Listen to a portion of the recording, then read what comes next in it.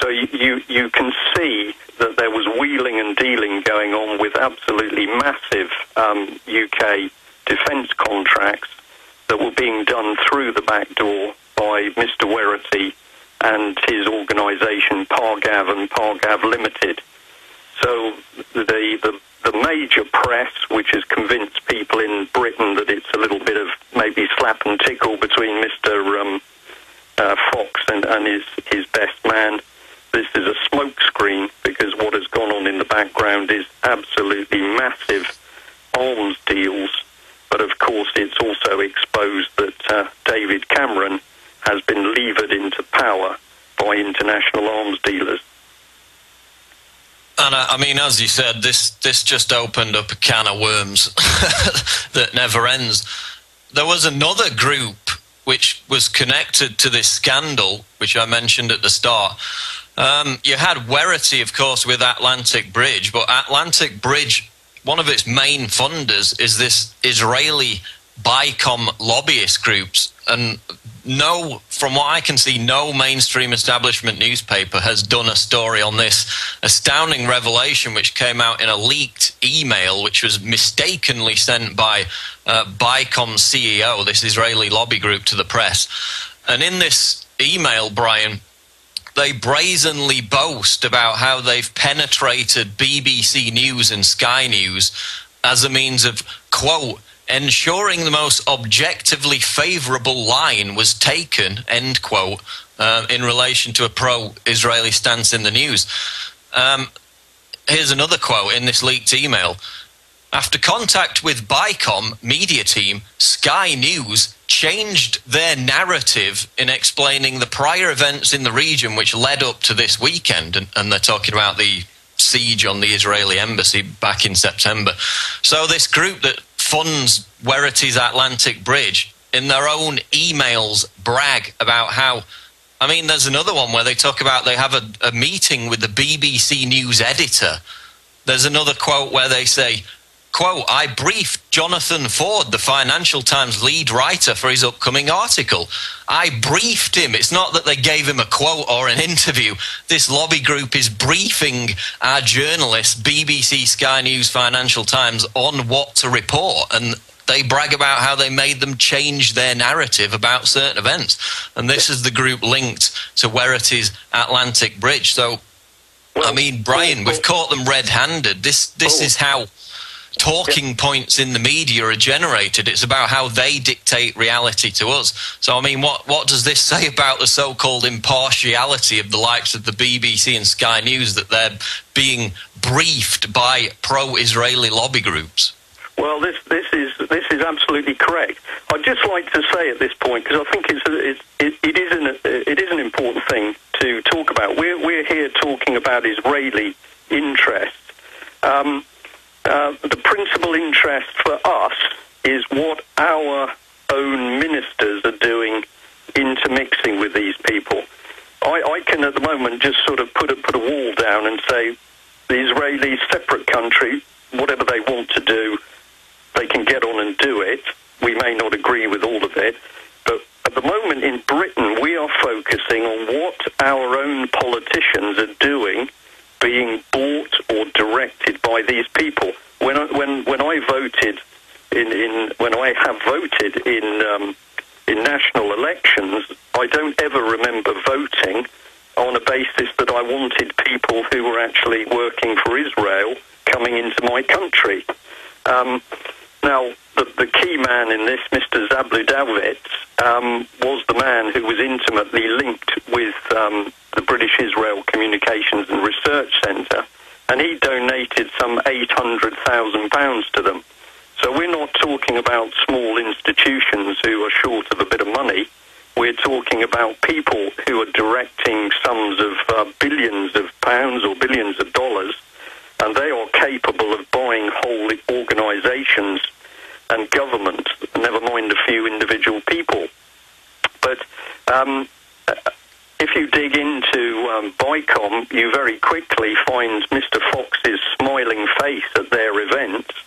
And the other important thing to realise is that this activity is not related to one party. It's not related to the British Conservative Party, because we've got individuals like Hazel Blear's MP from the Labour side who's also intimately involved with them. In fact, I can also say that Michael Gove, who's now our Education Secretary, is another man who is happy to come under the BICOM fold. So I think that what we're really starting to ask is who are these people who are now in our Parliament, and who are they working for? And the UK column, we did it as a very measured article, but we ran an article which pointed out that David Cameron said that he would never break his allegiance to Israel. That was above everything. And so we said to him, can you explain to us, Mr. Cameron, how you can be the Prime Minister of Britain, which should be your ultimate responsibility, and in fact what you're saying is that your primary responsibility is to Israel? I believe that what we are seeing, well, I'm sure what we're seeing in the British Parliament at the moment is utter treason, and we need to expose these people for what they really are, which is the spawn of international arms dealers. And of course, what do international arms dealers like? And it's very simple. They like wars and bloodshed because that's how they make their profit. So to now see this I can't really describe him in the right way, this horrible man, Cameron, calling on America to start yet another war to start millions of deaths. I hope that the average American citizen out there, and certainly the people listening to this show, start to think to themselves, we don't need American deaths in order to satisfy Mr. Cameron's personal ambitions. It's amazing, and I mean, you talk about, you know, we don't vote for people to be influenced by Israeli lobbyists. It doesn't matter what country they come from. Russian lobbyists, any kind of outside influence whatsoever, it's a violation of sovereignty. It's the complete opposite of representational democracy, and it's got no business being in our country. I mean, this Lorna Fitzsimmons of this BICOM group, she bragged it. I mean, these quotes just keep coming. Quote, public opinion does not influence foreign policy in Britain. Foreign policy is an elite issue. So that again goes to the core of what you're saying with these people. Outsiders coming in and directing our foreign policy at odds to what the British people actually want. Yep.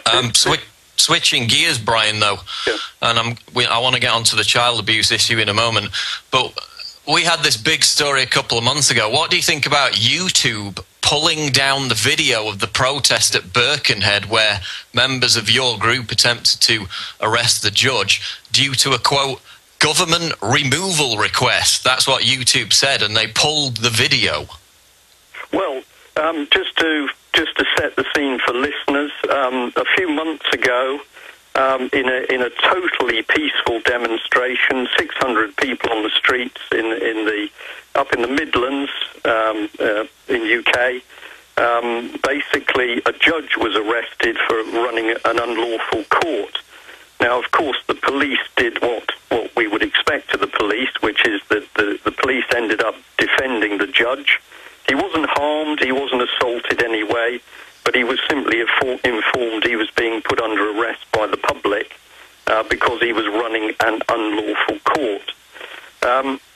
Now, you're quite right, because video footage of that was taken down with a statement that it was the government taking it down.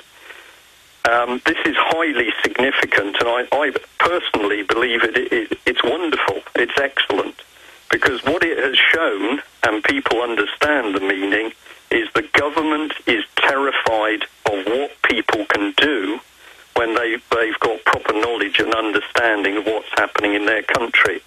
So the British government was so terrified of what 600 peaceful protesters did in Birkenhead near Liverpool that they had to remove the video. Of course, on the day itself, despite 600 people being on the streets, about 40 police vehicles, I don't know how many hundred police with dog handlers and some riot police in the background. On the day, there was not a single report in any of the British mainstream media. The BBC didn't cover it. None of the ITV, the independent channels, covered it. There was simply one local radio station that published what had happened. Now, this was obviously a media clampdown. And why would you need a media clampdown? Because the government is terrified of the truth coming out about the corruption in British courts and the fact that ordinary people are now starting to move to sort the problem out themselves. So that's what it's about. As he said, I mean, it just represents to me how much of a blind panic they're in, that they have to remove this video from the internet. And their excuse is, oh, you can't show footage of a court in session. I mean, the court wasn't even in session, and most of the video was of the protest outside. So again, that was just an excuse. And I mean, doesn't it show the fact that they're petrified of people understanding how, in this example, Roger Hayes with the whole council tax issue, people can beat them at their own game. And I mean, that really goes to the heart of why they're so afraid, because if everyone else learns about how people are being successful in fighting it, then it's rapidly going to get out of control from their perspective. Well, I think, Paul, that I know the Alex Jones Show is pushing out a lot of good information for people about what is actually happening, and we are trying to do the same. But I think something very, very interesting has happened in the last 6 months. You can now feel, you can see, if you're looking in the right place, that we are starting, this is all the people, thousands, millions of people who are starting to wake up. We are now starting to drive our own governments because they also know people are waking up, and that is why we're suddenly seeing the rush through of all this very hard-hitting, draconian legislation to clamp down on American people and to clamp down on British people. They are now going flat out to introduce the dictatorships in Britain and America, and the reason they're having to rush is because of the rate we are now exposing what they're doing. And the beauty is, the more they do and the faster they do it, the more obvious it is to people that something is very wrong.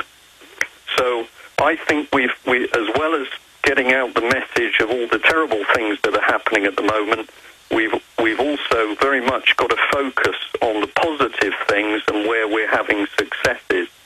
And one of the things that we know in Britain is we can't get justice, we can't bring treasonous politicians to justice because the courts are utterly corrupt.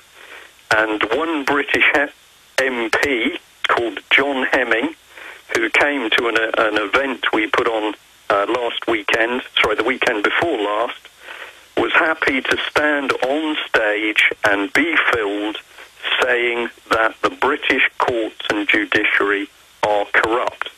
So we've got to deal with these corrupt courts and these corrupt judges if we are going to get democracy and proper law and order restored in our country. And that tipping point is going to be more likely the more the number of insiders, like the MP you just mentioned, come out and speak out against that.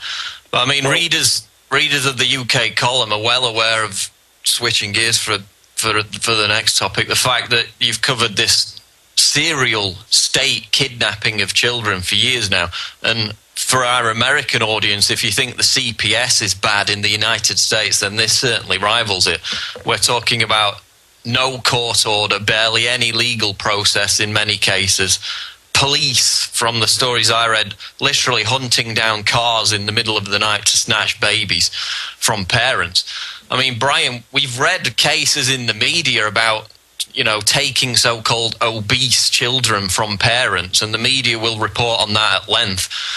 But what you've reported in the UK column is something that can only represent a deliberate assault on the family unit by the state with these kind of child kidnappings, child abduction, and eventually child abuse. I mean, tell us why this is happening in the UK and why it's so prevalent.